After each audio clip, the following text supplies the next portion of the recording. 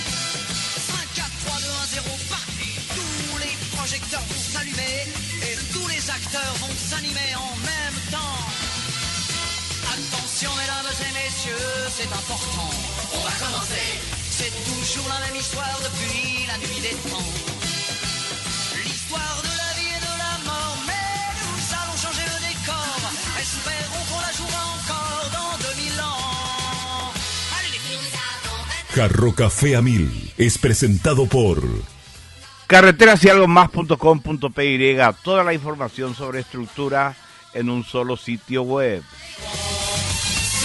Granusa, excelencia en nutrición animal. Y Coca-Cola retornable, menos plástico para el mundo, más ahorro para vos. Coca-Cola, magia de verdad.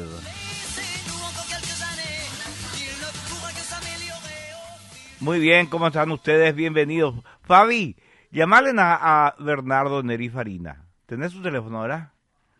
Vamos a hablar un poco con él porque dio un discurso muy emotivo hoy en el velatorio del país José Zanardini. Y quiero hablar un poco con él con respecto justamente a Zanardini, porque él le acompañó, Zanardini, él pues es presidente de la Academia Paraguaya de la Lengua Española, Neri, y el país Zanardini es un lingüista de orden mundial, era un lingüista de orden mundial, y en muchas de las actividades de la Sociedad Paraguaya, de la Real Sociedad Paraguaya de la Academia Española de la Lengua Española, estuvo Zanardini acompañando eso, así que va a ser interesante hablar con él. Bueno, volvió un poquito el calorcito, pero no demasiado. Llegó a 31 grados y se mantiene ahí hasta el momento. Pero mañana ya vamos a tener 34 y pasado mañana 35, así que vamos avanzando. Señor presidente de la Real Academia Paraguaya de la Lengua Española, Bernardo Neri Farina, ¿cómo estás? Y aquí, medio tristón, porque... Yo también. Estuviste... la alegría. ese era su saludo. Alegría, decía. Alegría. Él entró a la reunión, que acudía de gira, decía, alegría. Sí. El país Zanardini es un ser único e irrepetible, ¿verdad? Yo tuve la dicha de que sea mi amigo, de que me quiera. Estuve con él varias veces, vino a la radio varias veces.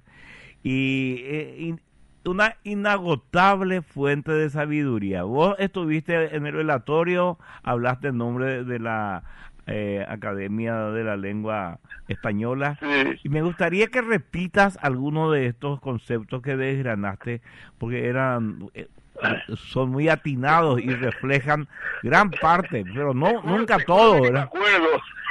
Seguro que ni me acuerdo todo lo que dije. Sabía así tan espontáneo. Espérate. Tienes que luchar contra esa, viste, contra eso que quería aflorar ahí de tu garganta. Claro, además, yo te voy a refrescar un poco la memoria, ¿sí? Escucha. No, ese no era. Mandé otra cosa, discúlpame. Ahora. Tenía su agente secreto ahí. Yo tengo mi agente secreto.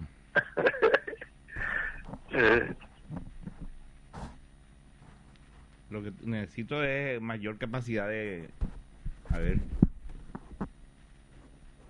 Todavía no. Para ser tu agente secreto, es como los agentes secretos de Maduro. Como la guardia de Maduro, ¿verdad? Como la guardia de Maduro, que le maduraron. Y sí, tanto el ejército venezolano como el cubano, pues se especializan en reprimir gente desarmada. Los cubanos los manejan ahí el asunto. Le vinieron unos cuantos tipos armados y se fueron al mazo. Venezuela hace rato fue invadida. Y sí. O por los cubanos. Una cosa de loco, ¿verdad? Bueno, a ver si tengo esto.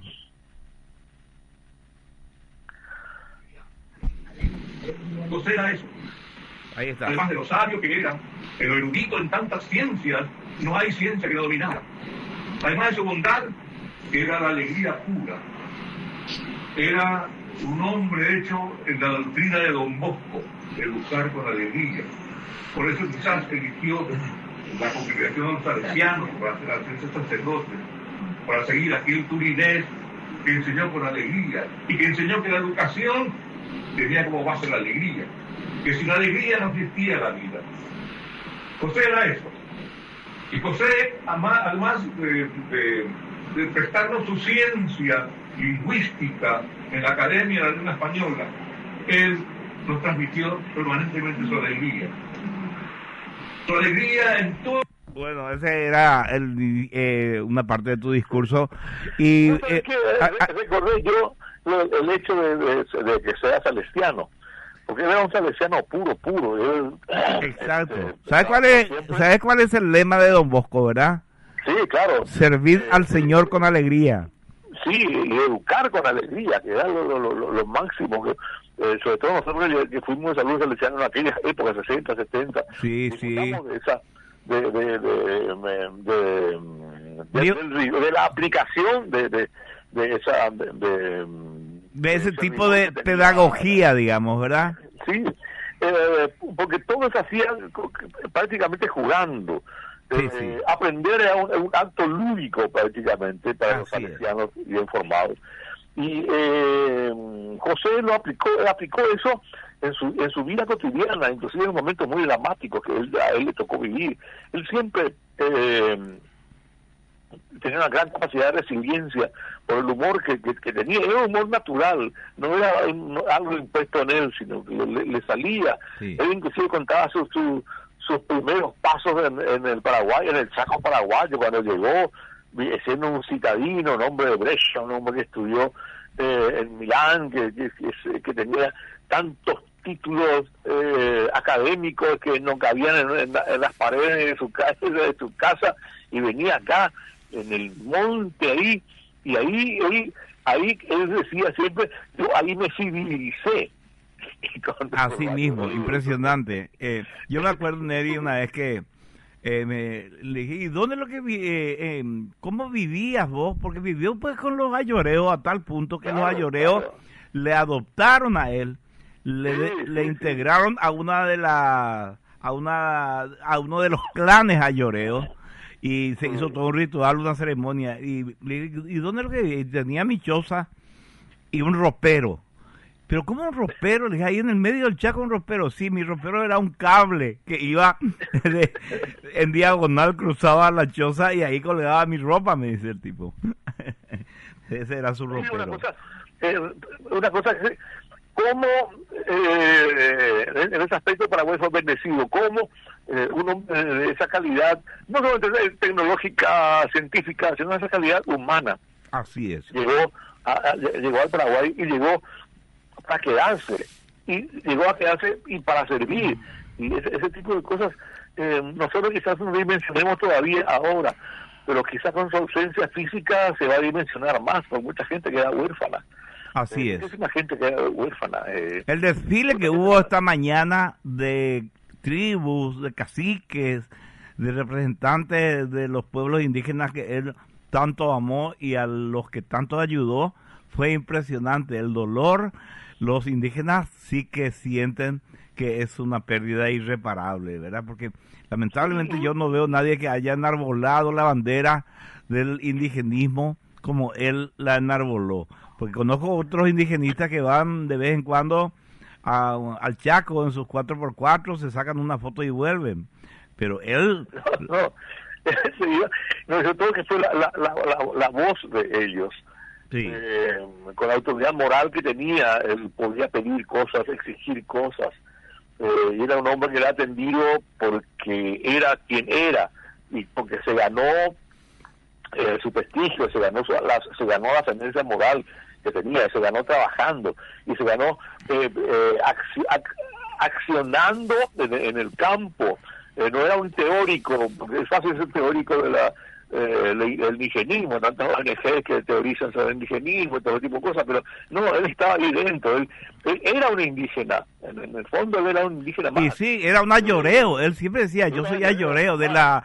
No me acuerdo de cómo se llamaba su clan entre los ayoreos, le designaron un clan ahí. Entonces eso le dio a él una autoridad enorme, y sobre todo la bonomía que tenía, era un tipo tan bueno, así tan noble, era la mansedumbre andante.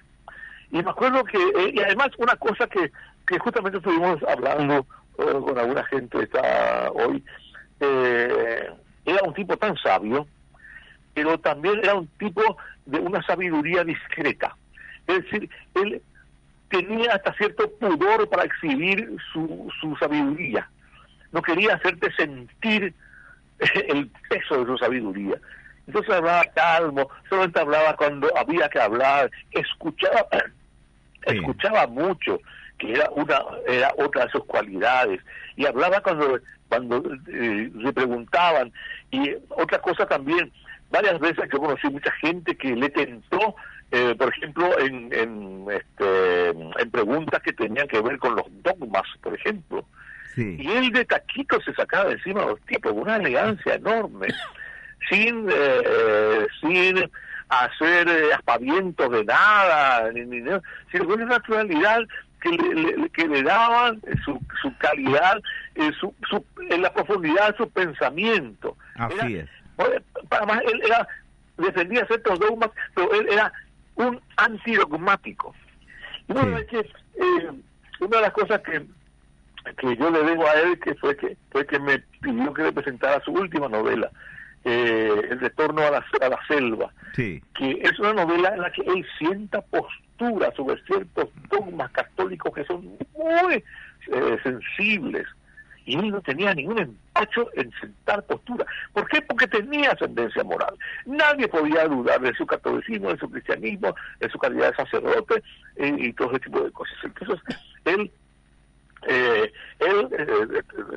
se dio el tupé, o se da el tupé, porque siempre en algunas cuestiones cuando se hablaba con él de ciertas profundidades de pensamiento y de teorizaciones, él siempre sentaba postura, y siempre sentaba su postura crítica. Era un criticismo fundado, con argumentos sólidos, enriquecidos con datos y con informaciones. Era un sabio total. Y además era un sabio con el que daba gusto conversar, porque era un sabio que no te abrumaba con su sabiduría. Y esa es otra cualidad que tuvo José. Y siempre tenía la capacidad, Neri, de donar parte de sus conocimientos, pero de una manera tan amena, casi contándote como una anécdota. Hoy contaste, por ejemplo, el tema en Perú, que les dijo, acá en Perú ustedes tienen a 2 tribus guaraníes. Sí, 2 grandes familias guaraníes, pero todo bueno, día loca ahí, y comenzaban todas a seguirle después de esa locución, igual, había antropólogos, había lingüistas, de toda América Latina. Y sí.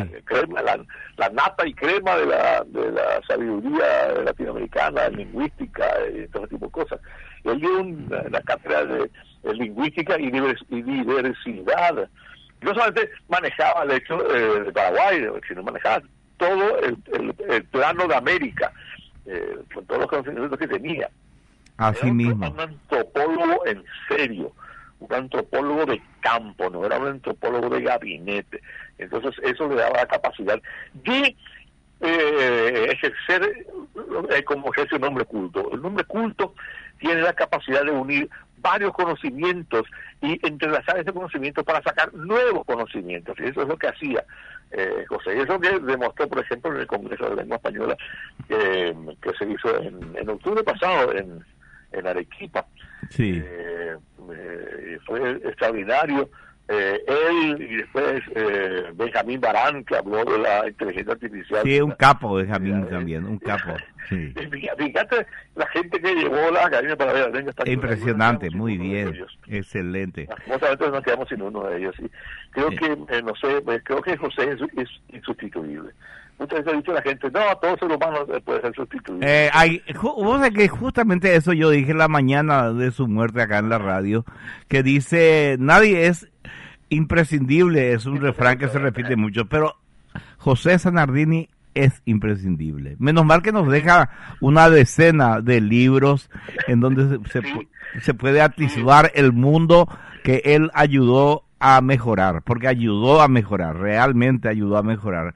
Justamente yo le hice una nota a fin de diciembre el año pasado y hablamos de los indígenas que están en la calle, que se manifiestan, que se alcoholizan, y me dijo, vos sabés que Carlos Antonio López, en el decreto tal de tal año, les confiscó todas sus tierras a los pueblos indígenas, y como recompensa les dijo, ahora ustedes son ciudadanos paraguayos. Sí. Qué grande. ¿Y qué vamos a comer? Decían los indios. El inicio del fin. Y sí, pero ahora, y esto me dio mucha esperanza a mí, se fue recuperando tierra y dándoselas a los indígenas, y me dijo, ahora el 70% de los pueblos indígenas tienen su tierra y viven dignamente, me dijo, viven sencillamente pero dignamente, porque tienen y me dijo así, tienen sus bichitos, sus gallinitas, sus chanchitos, tienen sus cultivos, inclusive hay gente que sale de vez en cuando a trabajar en los pueblos, en las estancias, y viven bien, pero hay un 30% al que todavía no se les dio la tierra que merecen, y me dijo, lamentablemente, no hay en el presupuesto la plata para eso. Hace años que no hay en el presupuesto la plata para eso. Ese también, qué buen homenaje sería que algún legislador o algún ministro diga, vamos a poner este dinero para que cada año haya menos indígenas sin tierra. Y eso también va a evitar el problema social. Él siempre hablaba de algo que es fundamental, que la sabiduría indígena es indispensable para la vida, no solo la vida rural, sino la vida urbana. Esa sabiduría indígena que hizo que se fue perdiendo porque perdieron todos sus territorios, y que esa sabiduría también incidió en la degradación de ciertas formas hasta de enfrentar patologías y enfrentar problemas que se daban en la salud rural y todo ese tipo de cosas que se han perdido, porque los indígenas eran los que sostenían la salud en el campo mediante sus conocimientos, esa farmacopea natural que existe ahí, sí. En el campo, incluso en las ciudades, y se ha ido perdiendo. En eso, por ejemplo, los indígenas siguen siendo insustituibles. Y los ayoreros, hay que estudiar cómo viven los ayoreros en esas zonas desérticas, los que todavía viven, los pocos pueblos ayoreros que todavía viven en el Chaco. ¿Cómo hacen para sobrevivir? Eso es una enseñanza. Te acordarás que hace 3 o 4 meses han muerto 3 europeos que en territorio de Lloreo, sí. Y han venido a investigar ahí con toda la parafernalia, un 4x4, con todo su equipo de GPS. No sobrevivieron. Y murieron. Sí. ¿Te imaginas? Entonces, bueno, y sí. Una sabiduría que nosotros decimos Shae, como así, en forma despectiva. No, es una sabiduría ancestral que debe ser preservada. Y de eso los indígenas tienen mucho que decir. Así mismo. Tienen mucho que enseñar a los civilizados, ¿no? Nosotros los civilizados, que nos vamos a salir, que si nos vamos a ir a 10 cuadras de nuestra casa, bueno, nos perdemos. Yo no salgo a 10 cuadras de mi casa, no porque me voy a perder, sino por Aragán. ¿Qué te iba a decir, Neri? Me hiciste acordar de algo que me contó. ¿Cómo vos te fuiste a hacer contacto? Y me dijo, primero todos me decían que me iban a matar, que eran muy malos. Y consiguió un indígena ayoreo que le enseñó los rudimentos de la lengua, ¿verdad? Y se fue con esos rudimentos y se presentó. Y el cacique le recibió y le dijo, bueno, vos querés vivir con nosotros. Y sí, le dijo, entonces tenés que aprender muchas cosas para que puedas vivir con nosotros. Y le dijo, sí, yo quiero aprender. Y hasta ahora sigo aprendiendo, me dijo, de los indígenas. O sea... Sí, fíjate, ese es el pensamiento del hombre sabio. El que sigue aprendiendo. El sabio es aquel que aprende todo el tiempo. Y sí. Como decía un dicho que corre siempre el tiempo, durante todos los tiempos, el sabio duda y aprende. El necio afirma rotundamente. Entonces, así mismo. Siempre estaba aprendiendo. Yo siempre estaba preguntando y aprendiendo y mirando. José era un lujo. Sí. Era un lujo, inclusive sentarse con él en silencio. Así mismo. Es que había un aura especial. Dice que cuando vos conversás con una persona, está conversando, me tocó varias veces conversar con él, después te callás 1 minuto, 2 minutos, hay un silencio. Sí. Ese silencio, esa pausa en la conversación daba gusto porque estaba con José. Y vos veías la sonrisa de José y pensabas, ¿qué estaba pensando? Tiene que estar pensando en algo positivo, en algo bueno, una sonrisa de hombre bueno que tenía. Así mismo. Notaba lo que interiormente tenía, la bondad, la ternura con que trataba a todo el mundo. Hoy una gente se me acercaba, una señora así muy humilde, y me decía, nosotros somos de la comunidad que él creó.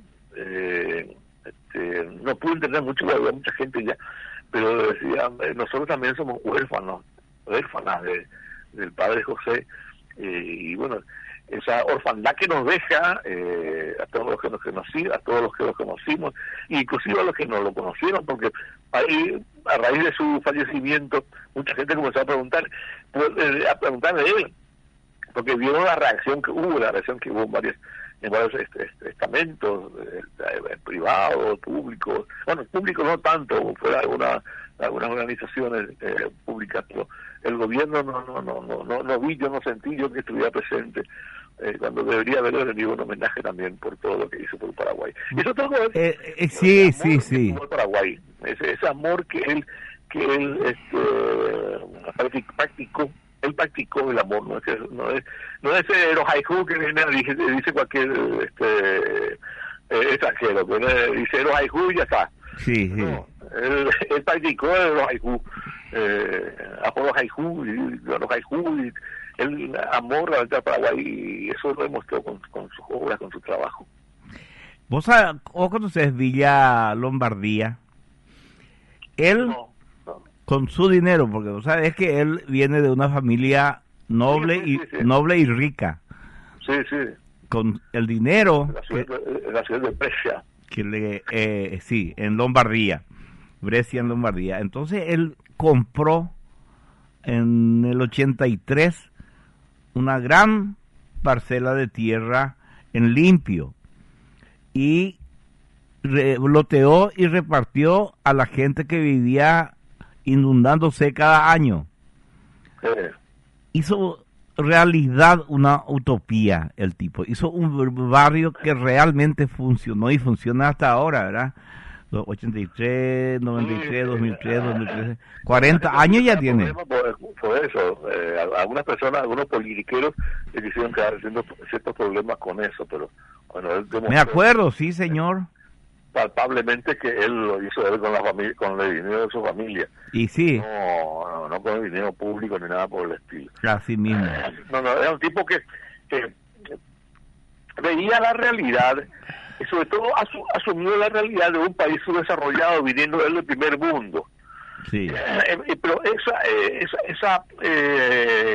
visión de tercermundista que vivió en el Paraguay, eso no hizo que él se sintiera superior. Exacto. Al contrario, él se sintió en la necesidad de ponerse a trabajar con esa gente para sacarla de ahí, porque él no iba a imponer nada, sino para imponer él debía demostrar capacidad de trabajar con la gente necesitada, gente pobre, y además necesitaba demostrarle a esa gente pobre que ellos podían vivir una vida mejor. Y viven, vos sabés que es una villa floreciente, hasta hay un centro cultural Villa Lombardía, ¿sabías? ¿Te imaginas?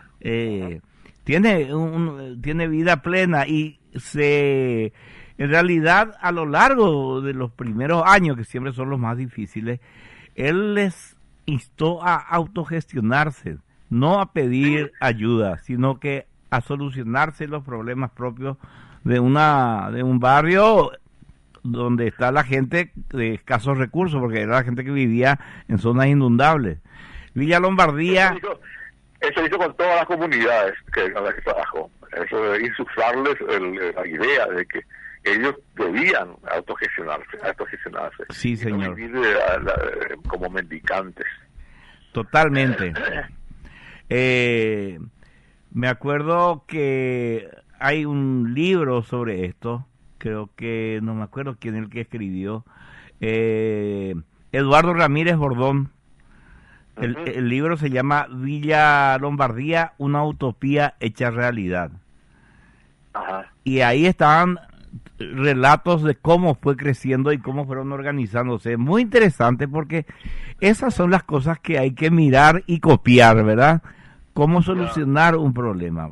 Acá nosotros tuvimos un barrio que se hizo con bombo y platillo a gran costo, el barrio San Francisco, ¿verdad? San Francisco, sí. Y se convirtió en un nido de rateros. Sí. Lamentablemente no hubo ese seguimiento y ese transformar la mente de la gente. Por ahí pues funciona la cosa. Sí, pues se politizó eso y no hubo lo que hoy día, esta palabra tan argeles, de empoderamiento. Sí. Que se sintiera así mismo de parte de algo, y que eso les pertenecía, y ese sentido de pertenencia a algo. Y se llenó de malandritos ahí, de todo el tema de la droga y todo ese tipo de cosas. Exacto, y a la gente que no quería entrar en el tema fue sacada. Este paréntesis, el manejo de la droga ahí en Barrio San Francisco está como se llama, protegido por políticos. Por eso está como está. Y sí, sí. Y la gente buena que vive ahí está desesperada. Se quieren ir. Sí. Y sí. Y fíjate nomás que lo lindo que en vez de vivir en choza, uno vivir en un departamento pequeño, pero tiene wifi, tiene cableado subterráneo, todo tiene. Una pena. Ahí los políticos meten mano y bueno, eso ahí hace negocio con los peajeros, con los microtraficantes y bueno. Agencia recaudadora. Sí, exactamente. Bueno, pero volvamos me gustó mucho el homenaje que le diste, me llamó mucho la atención eso de las dos familias guaraníes que hay en el Perú. Voy a buscar ahora, a mí me interesan mucho estas cosas, porque los guaraníes llegaron hasta el Caribe, ¿verdad? Sí, ellos llegaron a toda América, fuera.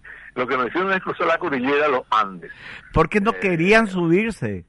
Por eso que a las tribus que ellos, los indígenas, los guaraníes eran feroces, no eran nenes de pecho.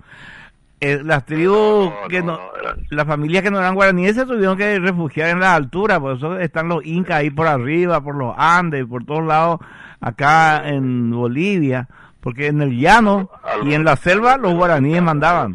A los feroces charrúas se los comieron, y literalmente se los comieron. Y a Juan Díaz de Solís, ahí inventaron el labrelata, ¿sabías? Baja Juan Díaz de Solís con 10 soldados, todos ataviados con su armadura, y Ahí dijeron, ¿cómo podemos hacer para comer esta comida enlatada? Y vamos a inventar la brelata, dijeron comida procesada. los guaraníes. Bueno, Neri, quería compartir contigo este momento. Sé que le quisiste mucho, que anduviste mucho con él, le presentaste su último libro, nada más y nada menos. Y hay que contarle a la gente estas cosas, porque hay un círculo que le conocemos a Paisa Nardini y los indígenas lo conocen muy bien, pero no hay una, digamos, una reacción oficial a lo que hizo, y ni siquiera ahora que hay que despedirlo. Yo no vi una declaración de la Casa de la Cultura, por ejemplo. No sé, alguien, no sé si habrá en el sepelio mañana, pero hoy no lo sentimos a nadie, ni en las redes, ni en los medios, ni un saludo que se del Poder Ejecutivo. Es una pena, porque cuando muere cualquier delincuente por ahí le saludan, y sí, cuando muere la gente digna, la gente valiosa. Sí. Además, Ñandetiala o Yahuipala y Tiro hace una japana iba a Lemía antes, hoy ya pago Ñandela. Pero la verdad que él tuvo una muerte dentro de todo linda, porque no sufrió, estuvo activo. Vos sabías que él eligió para ejercer su sacerdocio en los últimos años una capillita en Fernando de la Mora, que se llama tenía en la capilla Cacupemí. Sí, y estuvo la gente ya Cupemí con sus cantos y compañía. Sí, claro, porque era muy querido ahí en la capillita. O sea, depende pues de la parroquia Domingo Sabio, esa capillita. Claro, sí. O sea, salesiano, ¿verdad? Él era también una especie de párroco honorario de Camacuá. También, sí, señor. Entonces él ya agarra pan, y bueno, y te dije, sí, pero la jerarquía eclesiástica no le tuvo demasiado en cuenta a él en nuestro país. Y bueno, sucede siempre, porque la jerarquía realmente es muy conservadora, y él salía un poco algunas veces de las reglas formales, sin ser un desobediente ni nada. Claro, no. Eso es lo que decía, él cuestionaba ciertos dogmas, pero se mantenía siempre en la disciplina. Así es. Formal. Es que sobre todo la gente le quería, la gente noble, la gente pobre, la gente de los barrios, le querían poder País José, ayuda a País José, la nobleza andante. Sí, señor. Qué notable que Italia nos regaló en las últimas décadas a dos grandes sacerdotes que dejaron huella, el Paisa Nardini y el País Trento. Sí, no, realmente, fíjate, dos personalidades a las cuales el Paraguay les debe mucho. Sí, señor. Sobre todo, la gente pobre les debe mucho, la gente desesperanzada les debe mucho. Así es. Y ahora el tema lingüístico y indigenista, cuando murió Meliá, dijimos, bueno, menos mal está Sanardini, pero ahora murió Sanardini y no sabemos quién viene. No, es como, yo siempre digo, ¿cómo puede ser que gente que recreó el arte musical y la poesía, como Joan Manuel Serrat y como Joaquín Sabina, no tienen sustitutos tampoco? No, realmente son gente, sí. Ese clásico se rompió el molde. Y es mejor que sea así, porque si no hubiese habido clásicos. Si hubiese habido todos genios, sería muy aburrida la vida, ¿no? Entonces sí, nacen los clásicos a los cuales admirar y sobre todo a los cuales tratar de emular, no para hacer como ellos, sino para tratar de hacer por lo menos algo de lo que ellos hicieron. Sí. Y bueno, ojalá San Luis tenga algunos émulos. Hay salesianos que trabajan. Sí, yo conozco a varios, que trabajan de forma muy casi anónima. Sí. Pero necesitamos que la gente tenga carisma también ante la gente. Eso también es importante, sí. Eso tenía José, el carisma. Sí. Cuando veía a José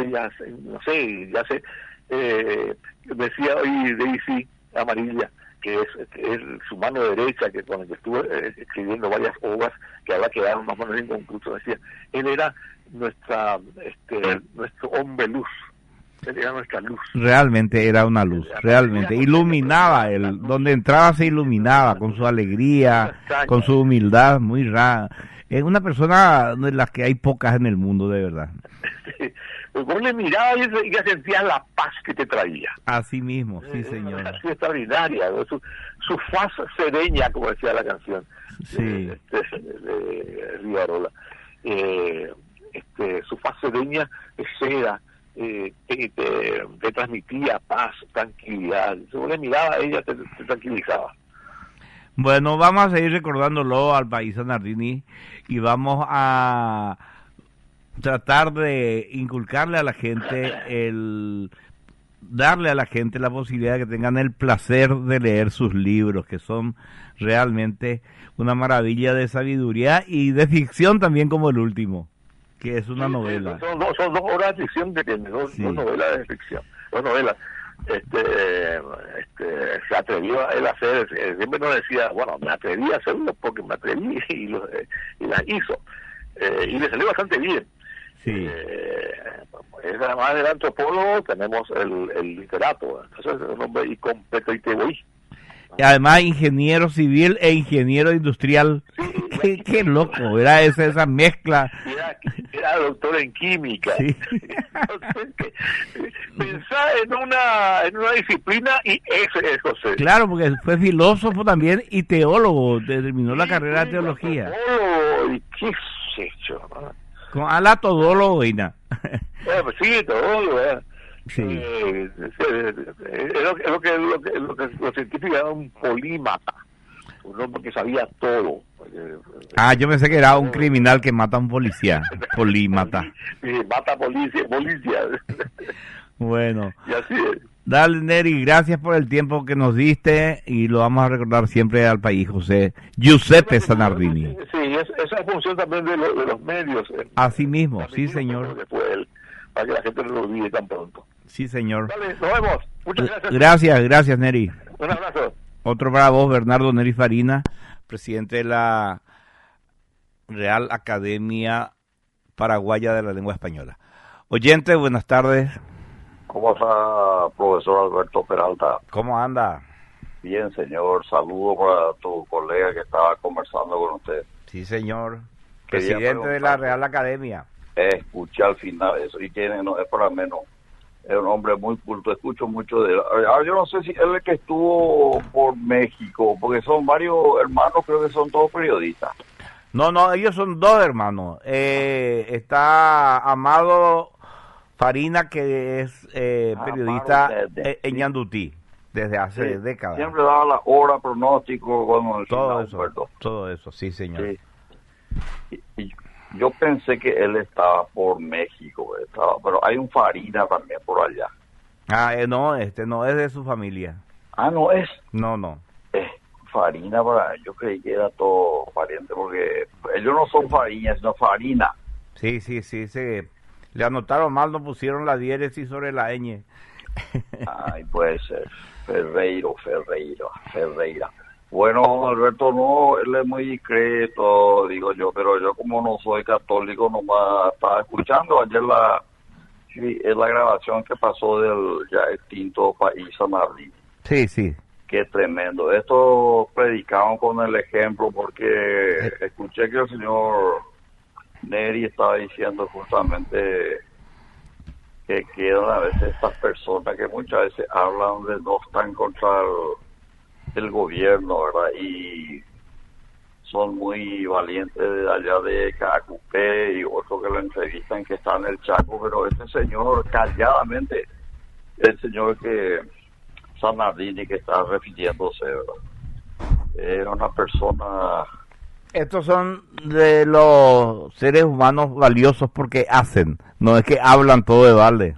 Mira, poco. Sí, me hizo acordar un tío ofuscante y decía de la injusticia con una sonrisa así como apaciguando un poco, porque escuché que la fiscalía, la policía lo echaba de su tierra. Y al decir de don Carlos, yo no sabía que él hizo esta este cambio, por llamarlo de sacarlo de su tierra a cambio de incluirlo como Eso fue Carlos Antonio López. increíble. Esa cosa no se cuenta, güey. No se cuenta. Sí, señor. Es tremendo. Éxito para el nuevo año que se inició. Igualmente para vos, igualmente. Gracias. Gracias. Bueno, hoy es el cumpleaños de Fabi, por eso comí una empanada y ahora voy a comer torta. Una cosa impresionante. Bueno,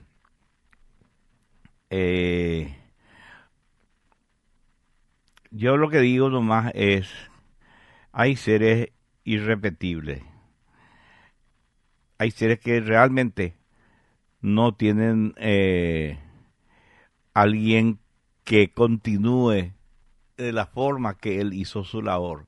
Ojalá que haya gente que tome la bandera y siga luchando por todo lo que él luchó a lo largo de su vida. Aunque no sea tan brillante como Sanardini, aunque no sea tan entregado como Sanardini, porque hay que entregarse a una causa para irte a vivir, viniendo de lo más granado de la sociedad europea, para irte a vivir en el monte, sin luz, sin agua, porque sin agua, una zona árida, una cosa de locos, realmente insustituible e inolvidable el país José Sanardini. Y todavía hace falta un homenaje de esta patria a su figura, a su persona. Acá hay hasta calles con el nombre del criminal y asesino Che Guevara. Ojalá que una calle importante, una avenida, lleve el nombre del país Sanardini. Se merece, para que esté en el recuerdo de la gente lo más posible, ¿verdad? Así nomás es. Impresionante, nuevamente, lo que hacen los docentes. Ya que hablamos de gente que hace bien las cosas, vamos a hablar de la gente que hace mal las cosas. Los docentes alertan de que van a hacer una huelga si se hace la reforma de la caja fiscal. Es un disparate. Asociaciones de docentes, dice la información, presentaron oficialmente su contrapropuesta a la reforma de la caja fiscal. Pretenden que el Estado solvente el déficit y advierten que no iniciarán las clases. O sea, le van a castigar a la educación, le van a castigar a los niños por mantener un sistema que no da más, que no es viable, que es imposible que se mantenga. Y además dice, para solventar el déficit fiscal, que ahora mismo es de 300 millones de dólares al año, lo que tienen que hacer es cobrarle impuestos a los ojeros. Qué fácil que es pedir que se eche mano a la plata de otros, ¿verdad? Para repartirle a ellos. Eso es lo que ayer hablábamos acá en Jarro Café, de las enseñanzas que nos dejó este gran filósofo Cranston, ¿verdad? Pero bueno, es una suerte de pulsión que se tiene por una frase que es una mentira y que es una fuente de muchos males, lo que llaman la justicia social. Y Roger Scruton, que ayer estuvimos hablando de él, enarboló, enumeró y explicó 5 de los vicios que tiene este sistema. Y lo más va a comprar Rinair, ojalá llegue al Paraguay, dice Tomás Melgarejo. ¿En serio? Vamos a ver. Vamos a profundizar en la información. Mira que Elon Musk tiene poco que ver en su trayectoria empresarial con líneas aéreas. Rinair Elon Musk.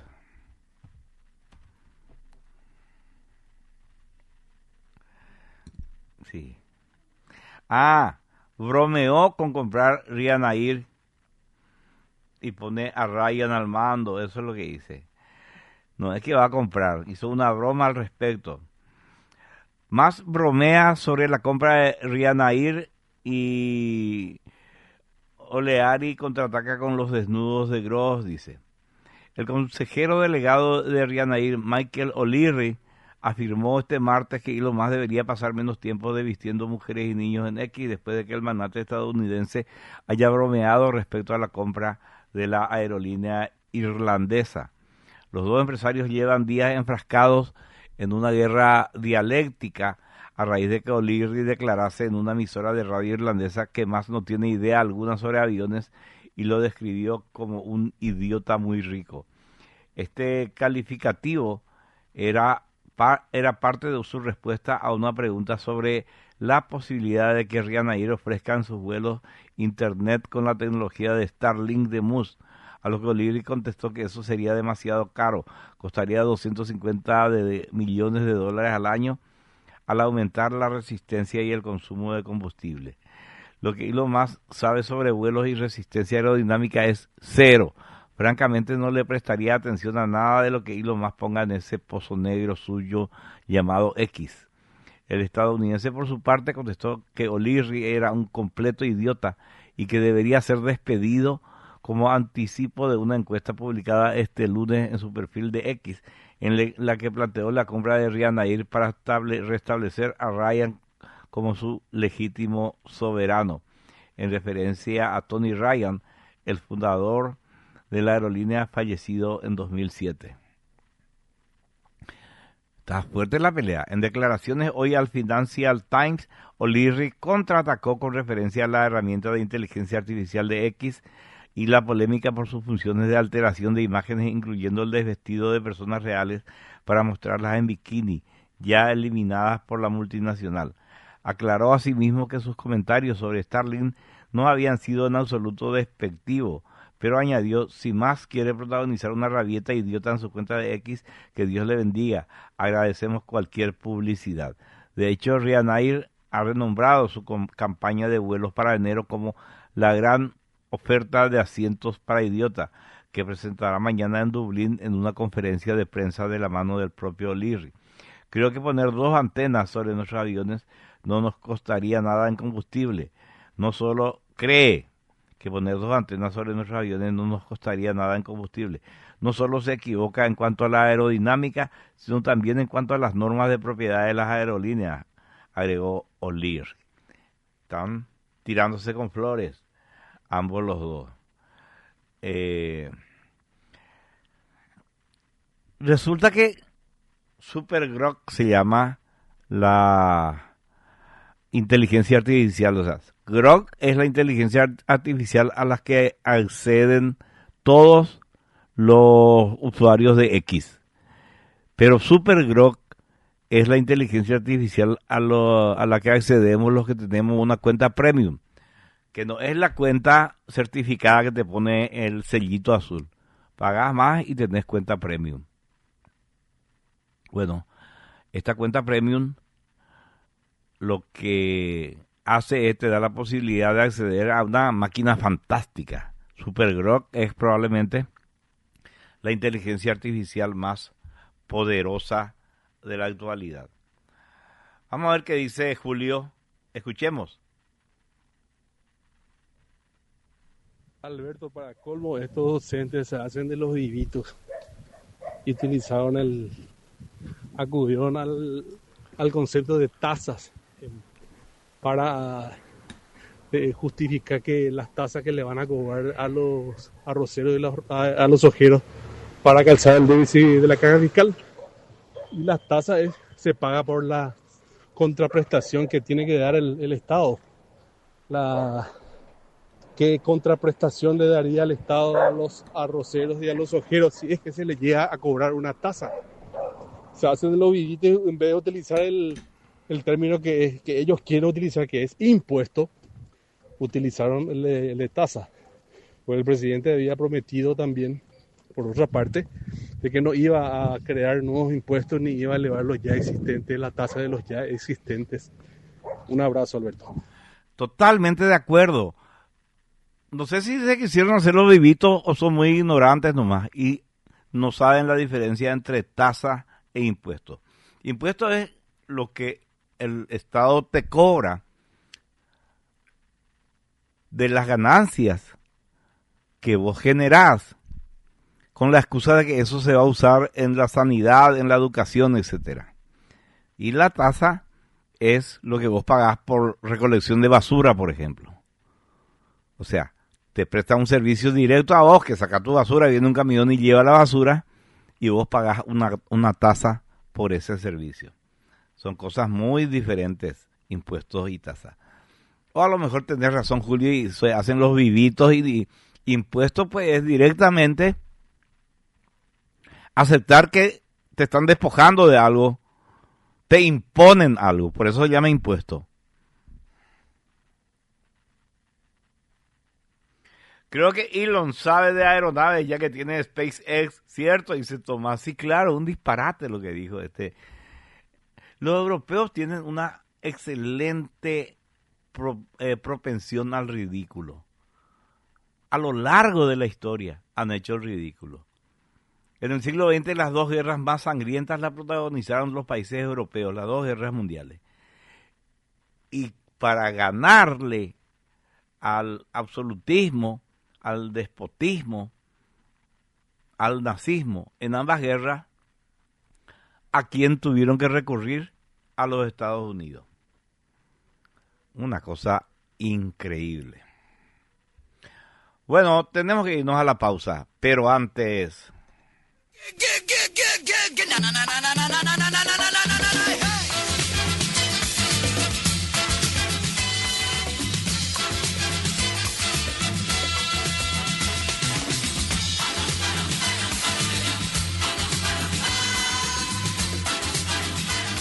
Potencia la máxima capacidad genética de tus animales con la ayuda de una solución nutricional creada para campeones. Granusa pone a disposición de los productores Cabaña Crecimiento, un balanceado que potencia la capacidad genética, otorga una mayor eficiencia y da resultados visibles.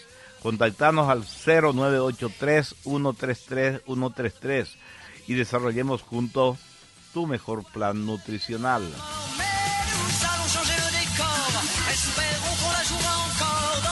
Es sumamente importante conocer el desarrollo de un país. Carreteras y algo más de Andrea Peris es un medio digital paraguayo enfocado en las carreteras, infraestructura, agua y saneamiento, tecnología, eventos, energía, en donde mostramos el crecimiento del país. Ofrecemos espacios publicitarios en nuestras redes sociales y en nuestra plataforma web. Conocenos más en www.carreterasyalgomás.com.py. Desde Coca-Cola Paraguay reafirmamos nuestro compromiso con la circularidad de los envases. Por eso ahora las botellas de spray están hechas 100% con material reciclado. También podés unirte al ciclo de la frescura, separar tus residuos y darle una nueva vida a tus botellas. Coca-Cola, magia de verdad.